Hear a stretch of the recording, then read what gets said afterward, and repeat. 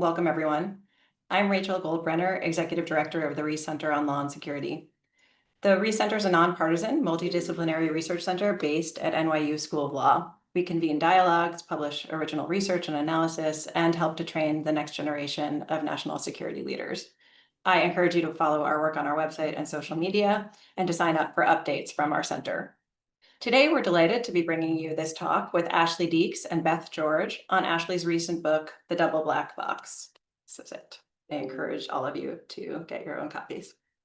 The book takes up some of the most central and unresolved questions within the fast-moving landscape of AI and national security. And in doing so, it touches on a number of consistent themes across national security law and policymaking writ large, issues that we've spent a lot of time studying at the Reiss Center, including the balance of powers between the executive and its co-equal branches, the practice of government lawyering within the executive branch, the range of actors with a role to play in national security, and the principles that should undergird the entire system.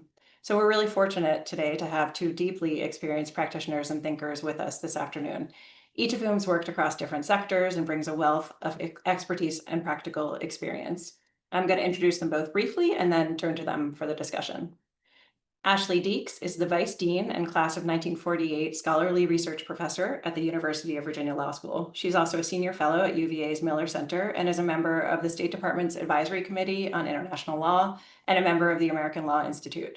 She has served as a White House Associate Counsel and Deputy Legal Advisor to the National Security Council, and in prior years, she served in various roles in the State Department's Office of the Legal Advisor, including as the Assistant Legal Advisor for Political Military Affairs. Her primary research and teaching interests are in the areas of international law, national security, intelligence, and the laws of war. Beth George is partner and co-head of the Strategic Risk Management practice at Freshfields. She's worked at senior levels across the U.S. federal government, most recently serving as the Acting General Counsel of the U.S. Department of Defense in 2021. In previous years, she served in various roles for the National Security Division of the Justice Department, as a professional staff member and counsel to the Senate Select Committee on Intelligence, and as an associate White House counsel, where she led responses for the Office on Cybersecurity and National Security Matters. Beth is a member of the American Law Institute, and of course, most importantly, she's also a non-resident senior fellow here at the Reiss Center. So as you can see, we have a really extraordinary pair of guides through this important terrain. Thank you both for being with us today to share your wisdom and perspectives. And one more housekeeping note, especially given the importance of lawyers in the subject areas that we're going to be talking about today, we're pleased to be offering CLE credit for this discussion. The event has been approved to offer one New York State CLE credit in the category of cybersecurity, privacy, and data protection general. So for those of you who will be seeking CLE credit, please make sure to record the attendance verification codes that will be announced during the program. An affirmation form will be distributed to all attendees following the end of the event. And with that, Beth, I will turn things over to you to begin. The floor is yours. Thanks, Rachel. And Ashley, thanks for joining us today. I love this book because I think that this is a topic that many people are talking around. We know that there's AI, we know there's national security issues. I think there's a lot of implications there, but you really sort of go straight to the heart of some real applications and real issues that are arising. So I want to jump into the book, but first, for those of us who haven't served in government or are less familiar with your roles, can you sort of walk us through what your roles were in the State Department and in the National Security Council and what that really entailed? Sure, I'm happy to. And let me start by thanking the Reiss Center for sponsoring this. And thanks to you, Beth, for reading the book and being willing to engage with me on it. I spent 10 years coming out of a clerkship, went to the State Department Legal Advisor's Office, which is often known as L. And there I mostly worked on law enforcement and intelligence issues, and then in the second part of that decade on political military affairs. So that included questions about the use of force, laws of armed conflict, including detention. We were detaining lots of people at that point in time, extradition, cyber issues back when cyber was still kind of a nascent thing. So some bilateral, some multilateral negotiations in UN fora, and lots of interagency work, including with the Justice Department and the Defense Department. And then more recently, I had the privilege of working at the National Security Council, where I got to work with you. You were over at DoD. I was serving as the principal deputy legal advisor at NSC. As many people know, NSC Legal is part of the White House counsel's office.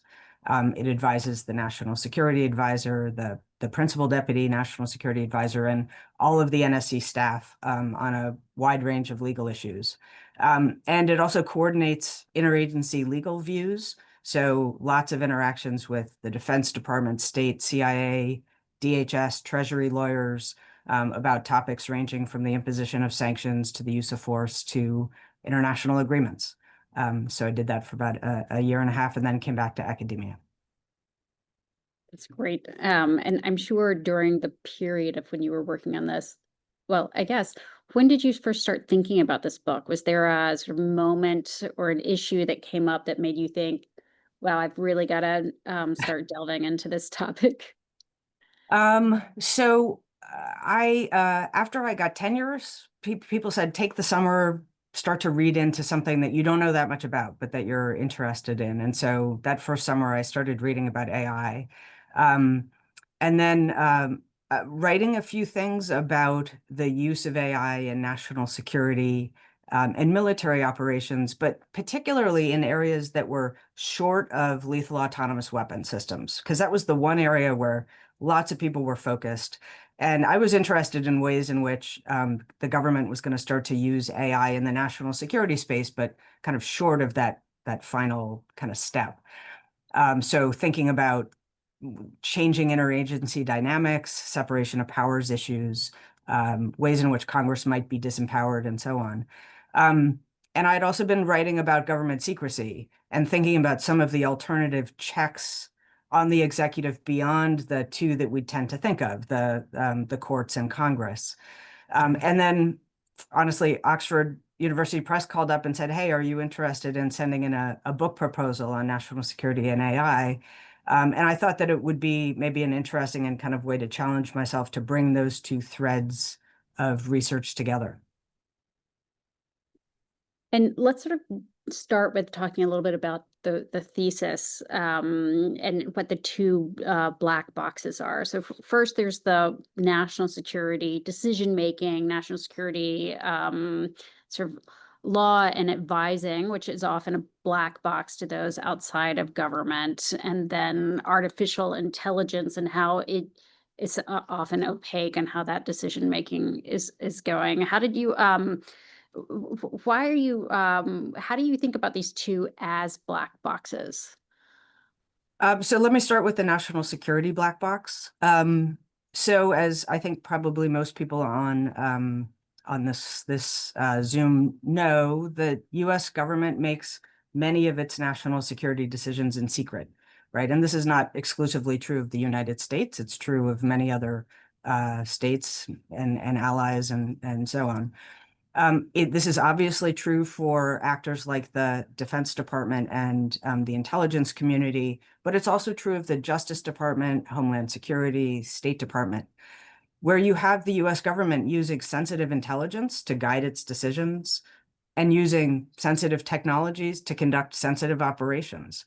And so the government really finds itself needing to keep its intelligence and its technologies and its operations secret from adversaries in order to make those operations effective. But that, of course, means then that you have a government that is having to keep things secret from its own public, right? And this, of course, makes it harder to oversee what the executive branch is doing. So to that extent, I think we can say that the national security agencies effectively operate inside a national security black box.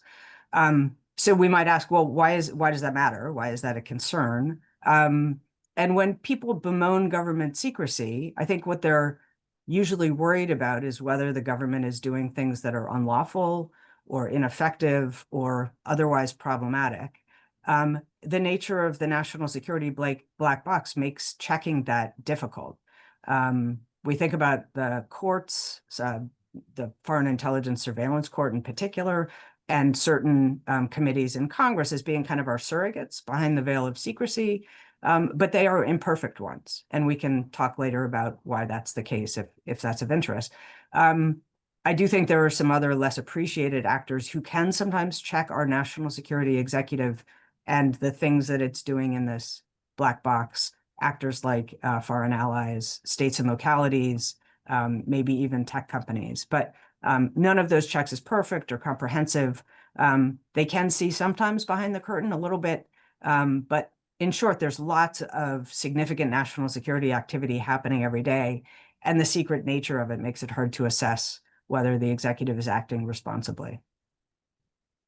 And early on in your book, you talk about a hypothetical scenario where the president is making a decision. I believe it's a targeting decision, whether or not to take a strike. So we're not talking about an autonomous weaponry, but just whether or not to take a strike. And the probabilistic nature of the data that her advisors are relying on and sort of advising her what's the likelihood they have the right target and what's the likelihood that we can limit, for example, civilian casualties. Talk a little bit about, I'm interested in sort of the AI decision-making problem sets that come up from it that create their own black box. Sure. So I tried to start the book with what seemed to be a kind of potentially salient example. As you say, it's involving the use of predictive AI to try to identify a senior member of Al Qaeda, and I do consider that the government could potentially use autonomous drones to find and kill him. So you have AI helping to predict his identity, his location, the plot that he is leading. I will say when I started drafting this book in 2018, this seemed to be a relatively remote possibility, like a future possibility, but a relatively remote one. And I have to say, I think it now seems much closer to hand, especially given some of the developments in things like autonomous drone use that we have seen in the Russia-Ukraine conflict. But I tee that up partly to signal, for example, like if it's difficult already for our congressional committees to gain access to sensitive military operations, such as targeted killings, will those committees be in a position to know about and to understand the executive's use of AI systems and be confident that those systems will comport with our laws and values? So will we know what levels of risk and error the executive is deciding to tolerate in that hypothetical, where you have a potential someone's life implicated? Or will the executive retain power to override kind of machine-generated decisions? And if so, when and how? So just to say a little bit about why I call it the AI black box, you may have heard, I'm sure you've heard that term, and others may as well, but we're basically talking about systems that are advanced predictive and generative AI tools that are producing increasingly accurate predictions and recommendations and documents for the military, right? The military is going to use these to produce operations orders. It is very hard for people to know how and why these algorithms have make the determinations that they do, right? And this is true for the users. It is true for senior officials who will authorize their use, and generally true even for those who are building the systems. So notoriously, they are known as black boxes, AI algorithmic black boxes or AI black boxes. Unlike traditional military tools like a long-range missile generally does as programmed, but these systems can be built to learn on their own. So that's the AI black box that I'm trying to capture in this book. Yeah, it strikes me. I mean, when I was reading your book, the piece that it provoked for me is sitting in the private sector and advising some of the leading AI companies here in Silicon Valley on these issues. The language that is used in the tech industry is different, but we're talking about almost the same set of problems. And I don't think I had made that connection before, but almost the same set of problems that national security decision-making faces. And the terminology that we tend to use regarding ethical AI is that it needs to have transparency. We need to know when AI is being used and about the qualities of that AI. How is it trained? What is it being allowed to make a decision? There's the term interpretability, meaning we need to understand how it makes that decision. What's the logic it's going through? Which is increasingly difficult with generative AI and neural networks. And then, of course, there's the ethical standard of explainability, which is post hoc. So interpretability is, before we make a decision, how is that decision going to be made? Explainability is the term that the tech industry uses that says, when a decision has been made by AI, how do we know why that decision was made? Are we able to audit it? Are we able to explain what happened? All three of these qualities are issues that I think we struggle with in national security decision making. Covert actions are by definition not transparent. How we make decisions, for example, in invoking the state secrets doctrine or other issues is also maybe a little bit, you have an idea of what the logic is, but not fully. And then, of course, explainability. All we have to do is look at sort of the decision making, the complaints coming from Congress about the strikes in the Caribbean right now and saying that they haven't received sufficient explanation as to who we're targeting, why, and what's the legal basis. It really is an apt black box comparison between the two.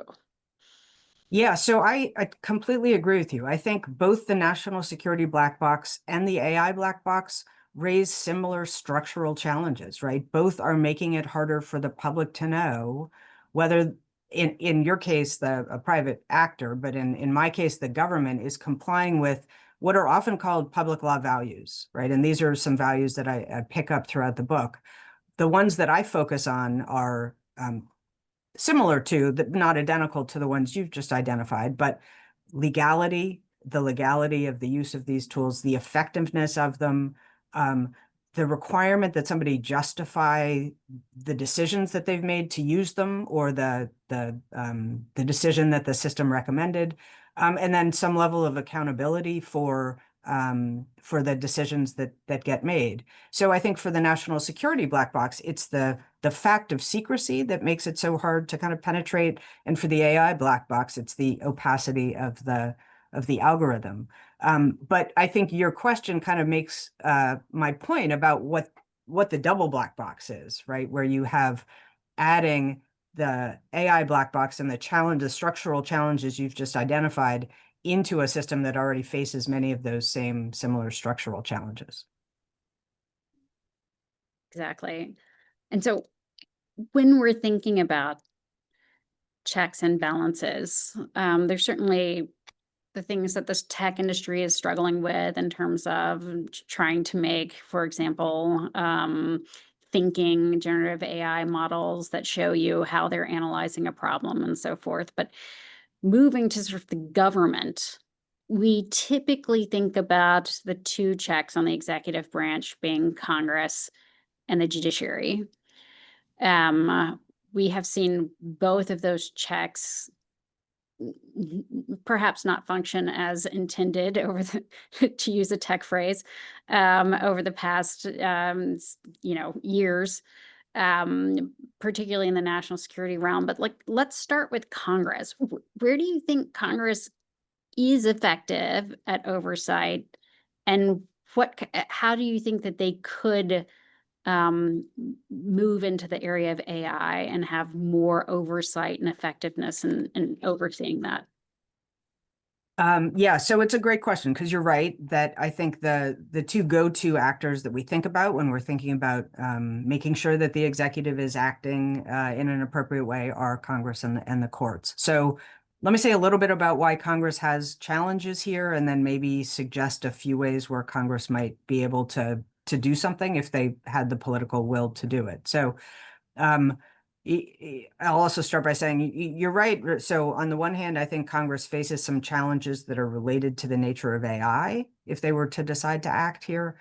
But there are also challenges in the current political moment that you've mentioned. So In general, you have committees like the intelligence committees and the armed services committees providing some real oversight over U.S. national security operations, right, by convening hearings and asking for informal meetings with a whole range of actors in the executive, asking for reports and so on.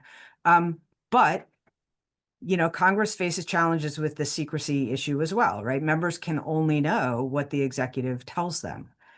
They and their staffers often have less expertise than the executive officials who are conducting the programs and who are coming up to brief them. And they may have limited staffing to oversee the executive. If you look at the numbers between, traditional numbers in the intelligence community and traditional numbers of staffers on the intelligence committees, they're radically different. So Congress already starts out with a number of structural challenges. On AI specifically, I have a chapter in the book where I talk about the double black box, and then I kind of use autonomous cyber operations as an example to try to tee up some of the challenges that I think Congress will have in this AI space. So I think they have educational challenges. I think understanding AI at a level of sophistication high enough to ask the executive hard questions is a real challenge for members. I think some members are bringing on AI experts as staff, which is great. So you have educational challenges. I think you have policy challenges. As you know, probably better than most, Congress finds regulating tech notoriously challenging, and AI is a difficult, complicated form of tech. And I think that for AI too, there will be challenges related to the timeliness of oversight. So let's say the US begins to use AI-driven autonomous offensive cyber weapons. Let's assume that one of our adversaries has a similar weapon and the two clash, right? And you can imagine an unintended escalation to a level where one of those states considers what's happened to be an armed attack. We may have unintentionally gotten ourselves into an armed conflict, and Congress doesn't have a clue, right? Has kind of very little room to weigh in at that point. So I think to be effective, generally, Congress's oversight, I think, is going to have to come well in advance of the deployment of these tools, right? Congress is already pretty reactive in overseeing executive uses of force today that don't involve AI. And I think the speed with which AI is going to let the US respond is going to put even more pressure on Congress to do stuff ex ante if it wants to have a say in here. So just to hop to the second part of your question, which is kind of like, are there oversight models that Congress could draw from that could be adapted to help regulate AI? I do think there are a couple of existing interesting models that Congress could potentially draw from. We have a couple of important framework statutes that regulate risky or controversial national security activities, right? We have the statute that regulates covert action. We have a statute that regulates the conduct of foreign intelligence surveillance. These both give Congress a window into secret and sensitive executive actions that could potentially lead to foreign policy crises or intrude deeply into U.S. citizens' rights. And so I think Congress could, if it wanted, use those kinds of statutes as a model for a new statute that would require the president to sign off on high-risk uses of national security AI, potentially acting on recommendations from a range of national security agencies and their lawyers. Congress could, at the very least, require the president to notify it of those approvals when they happen and keep it currently and fully informed about what happens in those operations. A few other ideas include legislating to keep AI out of nuclear command and control. This is a bill that Congress had put forward a couple of months back. Didn't get traction, but it seems like a sensible idea. Others have proposed something called the Five Eyes Act, the Five AIs Act, where you would kind of create a working group with our Five Eyes partners to cooperate on testing, evaluation, verification, help facilitate interoperability. That seems potentially positive. We've seen provisions that require notification by the executive to Congress where the DoD has approved an autonomous weapon system under their Directive 3000.09. Congress could create a sort of a model based on the Privacies and Civil Liberties Oversight Board that is focused on AI. So I do think that there is room to run here, the sort of potentially positive structural moves that Congress could make. And when we're thinking about sort of the other pieces of the checks, we're often thinking about then the judiciary, which I think we've all have seen is significantly weaker when it comes to the administration invoking national security or emergency powers. But talk a little bit about where you see the judiciary falling in this area, and in if any, sort of where it may have the highest strength. Yeah. So in general, I think courts in the national security space have only provided limited oversight. They have to wait for cases, right? They can't go and seek out problems. They have to wait for plaintiffs. They often use doctrines like standing and ripeness and the political question doctrine to try to avoid the merits of hard national security cases. And when they do hear cases, they generally accord the executive significant deference in the national security space. So, so I'm somewhat skeptical that we will see courts change their approach in the national security setting simply because there's this new element of AI embedded in the cases. That said, I think there may be a couple of places where we could see the courts doing things that affect the executive.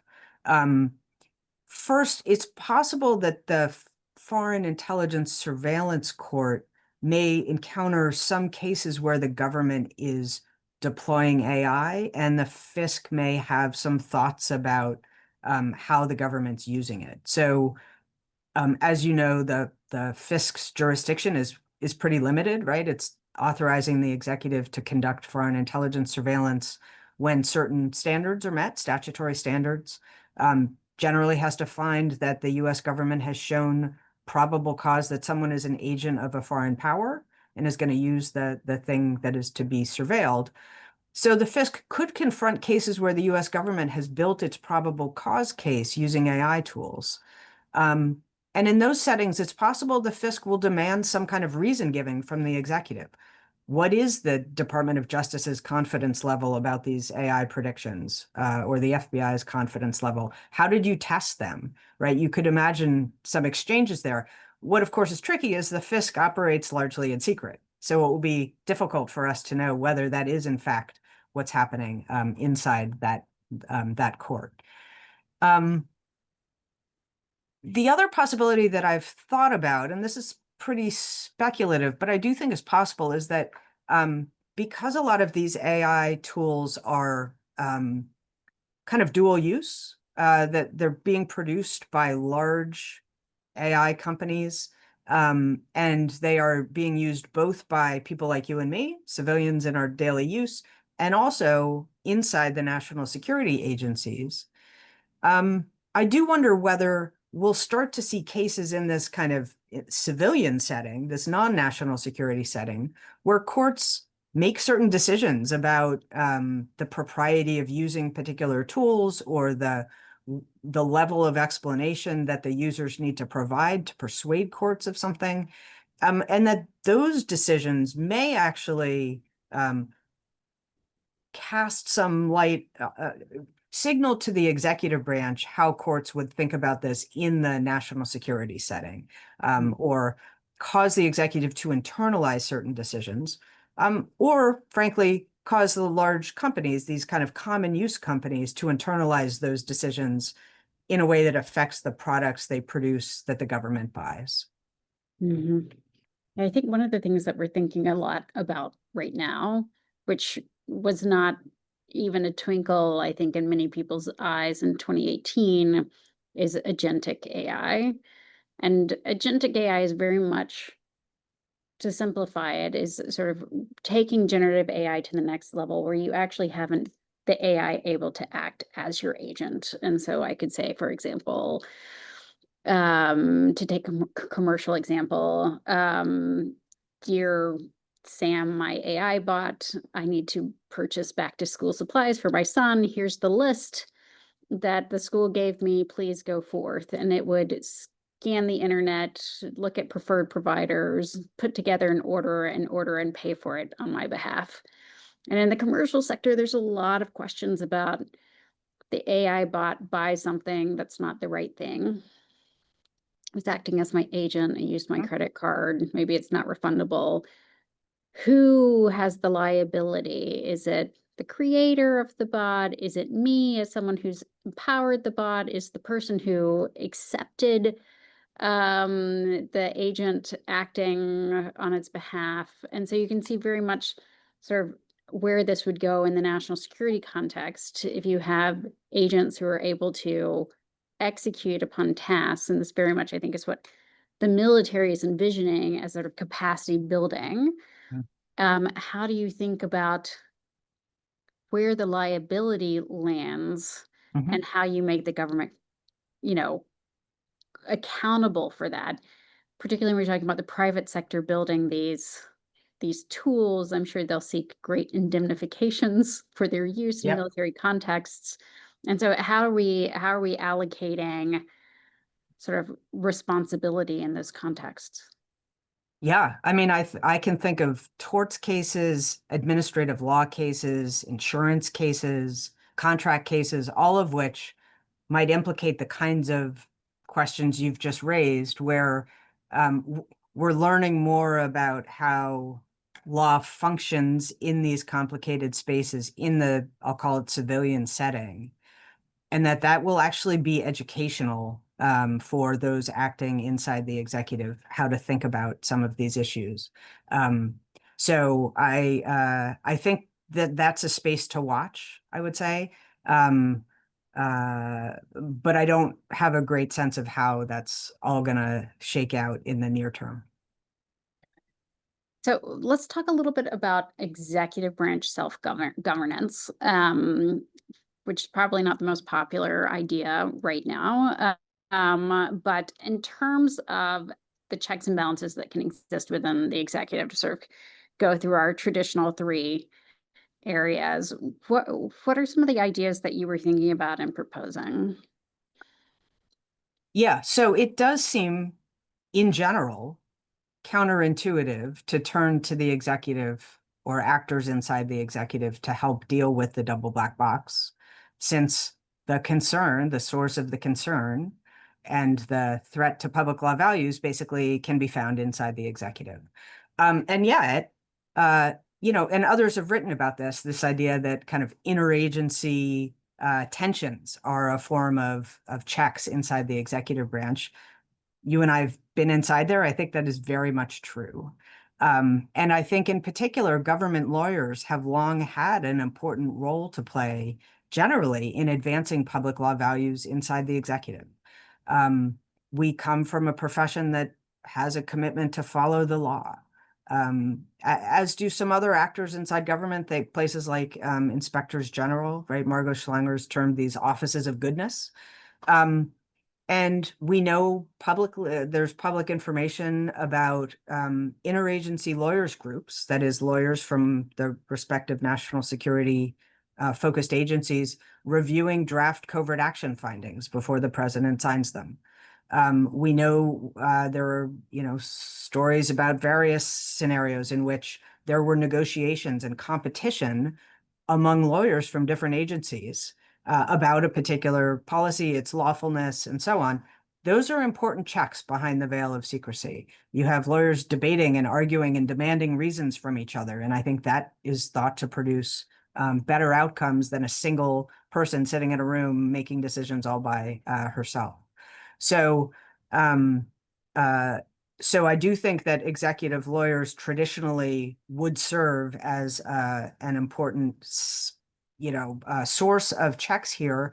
I will say that I think lawyers in general in the government, and especially lawyers from agencies that tend to use less AI, probably have more work to do in sharpening their understanding of the tools so that they can make sure that they're on even footing with lawyers from agencies that are using these tools more, right? So I'm thinking about DoD and the intelligence community, maybe DHS, that have started to use a lot of these tools versus, say, the Treasury Department, which may not have clients that are kind of pushing ahead as fast. So the lawyers have to keep up, I think.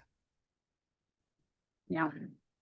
I will say when I left, the Obama administration and then came back in the beginning of the Biden administration, I was a bit surprised at how far the government continued to be behind on tools that we in the private sector use today. The idea that you would do large scale discovery without machine learning or without natural language processing is, obviously anathema. A client wouldn't pay for a law firm like mine to not use these types of cutting edge tools. And then you'd go back in and I said, and then you see like the intelligence community not utilizing the same tooling when they're also sifting through very much the sort of same activity, which is document review, but within surveillance.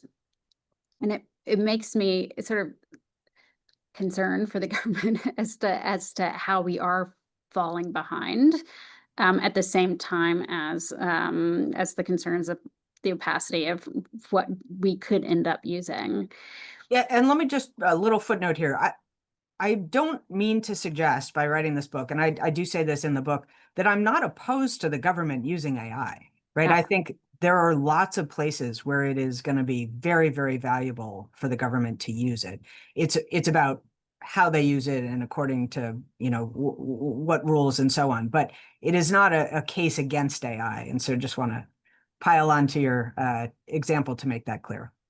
Absolutely. So outside of the traditional sort of three branches of governments and checks and balances, I think you looked a little bit and have given some thought to what other kinds of checks could there be that would provide more transparency. Do you want to talk a little bit about those? Sure. And one point I make a couple of places is that there is no one silver bullet here in terms of oversight, right? I think we need to use all of the tools that we have. All of the actors who have tools in their hands to address this problem should be using them. Some of them are the traditional checks that we talked about. Some of them are more or less traditional checks. These are actors who can sometimes see behind the veil of classification and that have something that the federal government wants or needs, right? There's some carrot that they have. So I focus on 3 or 4, depending on how you count. I talk about foreign allies. I talk about states and localities, and I talk about tech companies. I do think there's a kind of separate category of journalists, leakers, and whistleblowers who are maybe traditional checks. They're sort of non-traditional, traditional checks. I think they also have a role to play here. But let me focus on the first 3. So foreign allies, right? These are, allies of the United States that have access to classified military and intelligence information that we share with them. They share with us, but I'm focused on the largely the part we share with them. They often have incentives to prod the United States to adhere to its own public law values. And they have some leverage over us. They can share or withhold intelligence that we might not otherwise have. They can grant or withhold consent for the US to use their territory or their airspace or their cyber infrastructure. They generally benefit when we're doing joint operations with them and we are acting competently and lawfully. I think they can be a useful source of or a useful locus for dialogue where we are trying to work out, say, how AI or autonomous systems can comply with the laws of armed conflict, right? We know that that is a complicated legal and technical issue. And I think one that discussions with allied militaries could help elucidate. You can be more forthcoming with them about the challenges and your thinking. Allies can refuse to cooperate with the US military if our AI systems violate legal norms, or if the systems are just so opaque that the ally can't be confident that the system is law compliant. I can imagine a bunch of allies saying, we'd love to participate in that operation, but we don't quite understand why you think the system's going to do X and not Y. And they can, I think, in that way, help serve as a check on the quality and effectiveness of our national security AI systems by refusing to cooperate if they think our systems are technologically or morally unsound. So that's allies. They could do some work here, I think. Technology companies, I've thought about this mostly in the cyber setting, where you have companies like Microsoft gather what is basically intelligence, right? They are identifying who's engaged in a hostile cyber operation based on the vast amount of information they have coming through their corporate systems. They share that information or intelligence with the government, and they can also test the quality of the intelligence that the US government is sharing with them. We've talked a little bit about these common use companies that are making tools that both civilians and national security officials use. I think criticisms of those tools or protests by the public about some of the civilian side tools are potentially relevant to the tools that those companies decide to keep making, right? Keep developing and sell or don't sell to the US national security agencies. Say, for example, US politicians use a company's deepfake systems to produce deepfakes in a US election, and there's a massive outcry. I think the US government should ask whether that means it should think harder about deciding to use deepfakes in another state's elections, right? It's sort of a transitive point. States and localities. So states and localities have worked with the federal government on things like counterterrorism and election threats and cyber threats. States can actually question the legal bases for the federal approaches on some of these things. They did during some of the counterterrorism work. And to date, states have moved faster than the federal government in regulating AI tools, such as facial recognition software. And California, as you know, already enacted a statute that imposes some regulation on foundational AI models. So I do think there's some kind of non-traditional actors who have some potential work to do here. Ashley, when you were talking, one of the things that I was thinking about that often works as a check on the executive branch, but I'm worried about, given sort of our current relationship with our allies, whether or not it's going to be effective any further, is the defense industrial base and their relationship with our allies, right? So it's not it's not bad to only sell to the United States government, but most US defense industrial base make a significant source of have a significant source of revenue of selling to our allies. And being able to, as we talk in Silicon Valley all the time, you want to make one product and you want to sell it a million times. You don't want to make 160 products and sell each one of them, 100,000 times. It's not the scale and the sophistication. And so I was thinking about, the F-35 is an unbelievable piece of technology and what it can do, and it has a great deal of artificial intelligence baked in. But one of the biggest complaints we hear about is about its compatibility with other US military systems.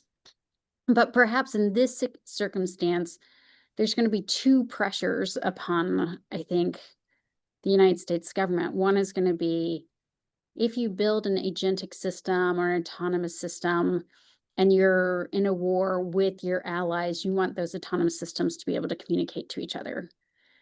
So us and, for example, the UK, or us and Germany. The easiest way to do that is for us all to be using the same piece of equipment.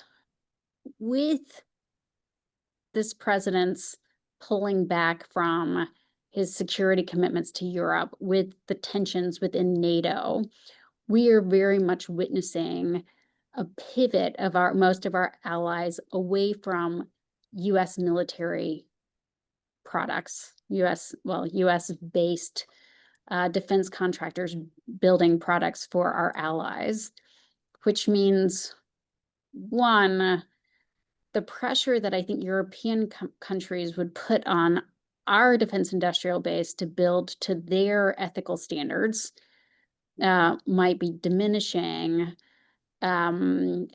but at the same time, there's going to be sort of the pressures maybe from their military industrial base, the Airbuses, the Rheinmetalls, to try to build something that's compatible with our own industrial base. Or how do you think about those checks and balances as someone who comes from DoD and everything begins and ends with the defense base? I can't help but think of money as sort of one of the pressures that is going to play out here.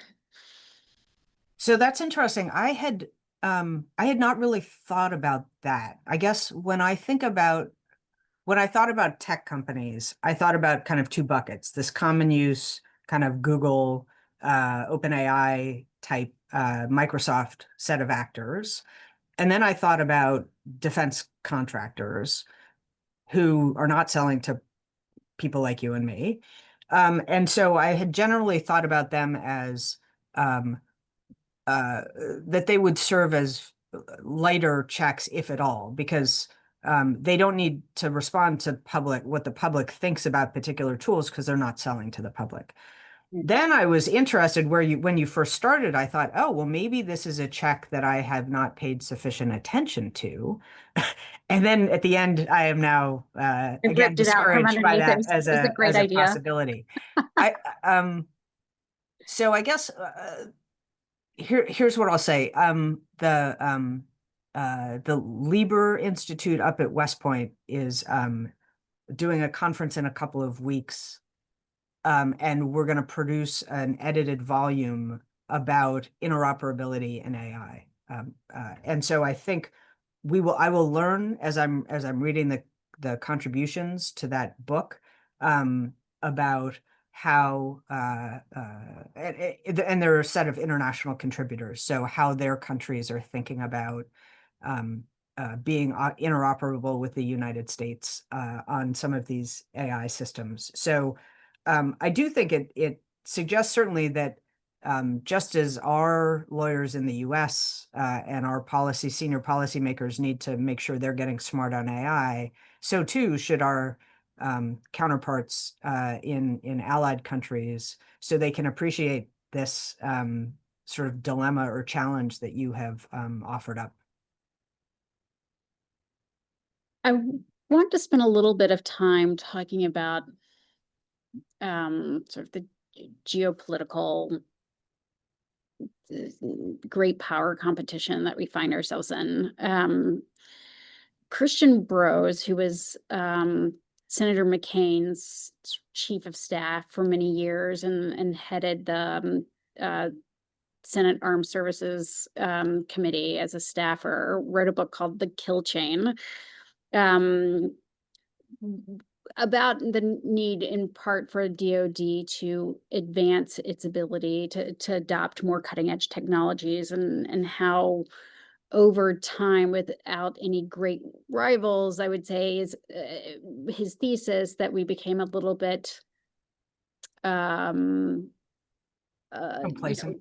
Complacent, that's a good word, to sort of the competition of our rivals. And in it, he talks about the rise of China, and both their ability to have caught up with us in developing traditional platforms, but also how, because it is an autocratic country, it's less constrained by some of these debates. And in fact, he particularly critiques or criticizes rather the debates that the United States government is having about ethical use of AI as sort of missing the point when we're talking about the existential existence of our country and our way of life.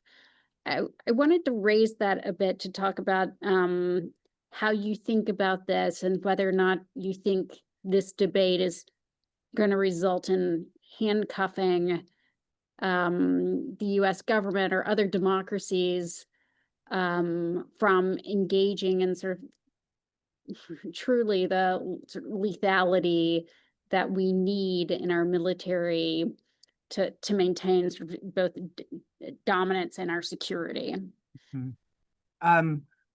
Yeah, so it is certainly right that there is a set of criticisms. Well, let me back up. It is certainly the case that China sees the importance of winning the AI race, however defined, as critical. And the US, I think, also now sees, maybe it didn't see this 10 years ago, now sees it just as critical for us to win that race. So it is definitely, I think, a key focus of actors in both governments. And we're seeing that in a range of economic and national security policies across the board.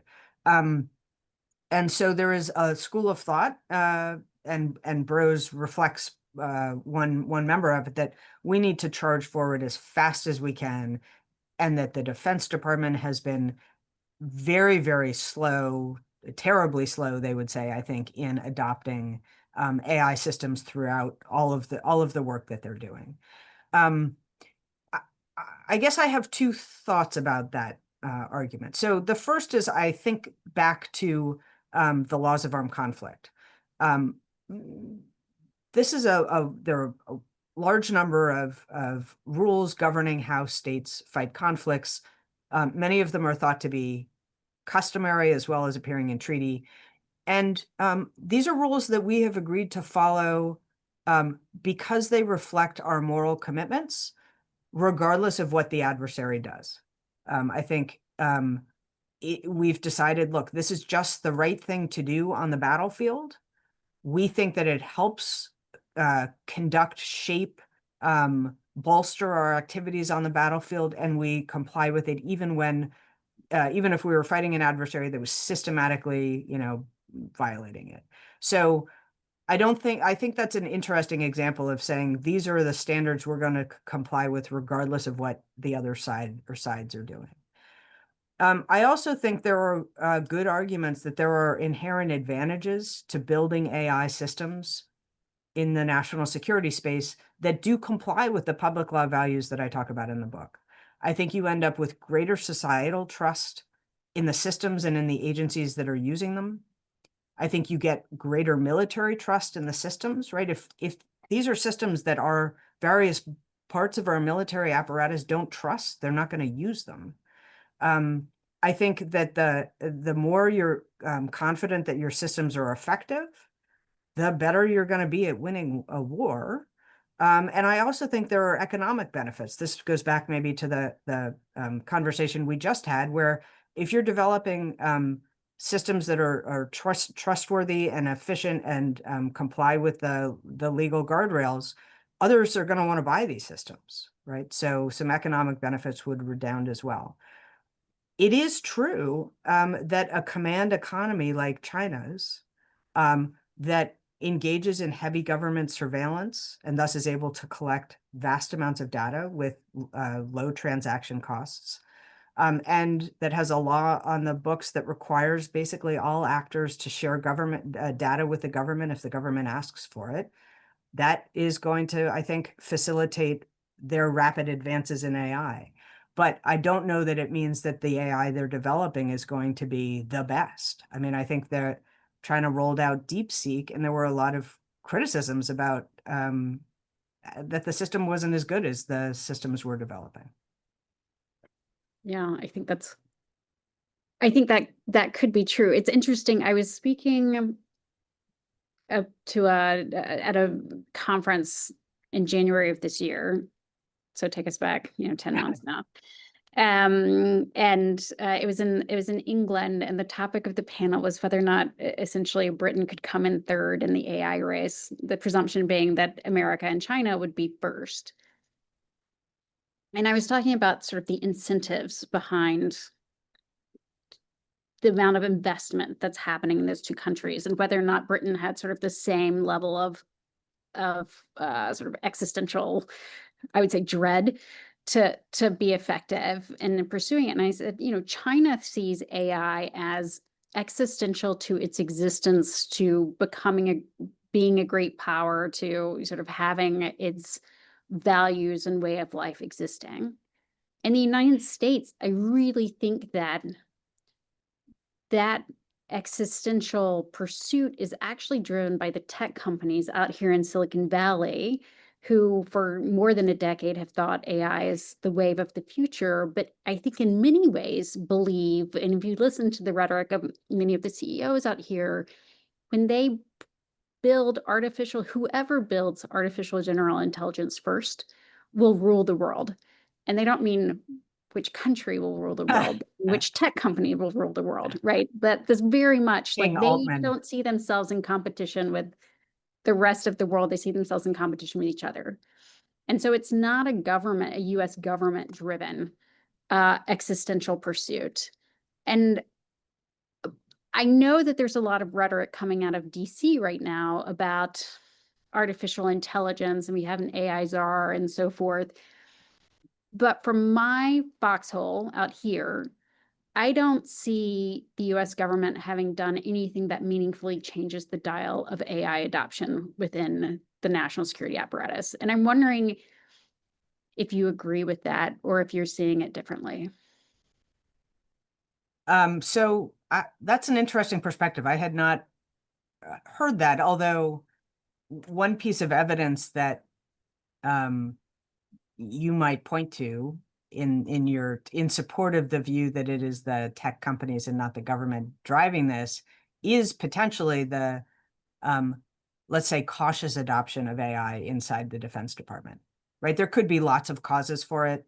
There's probably no one single cause, but that could be a source. On the other hand, you had people like Bob Work who were very committed to trying to get AI, get the department up to speed on AI, and it may be that we just have a Defense Department that is so big that it is just difficult to make any kind of change inside the government. But I guess I would be I'm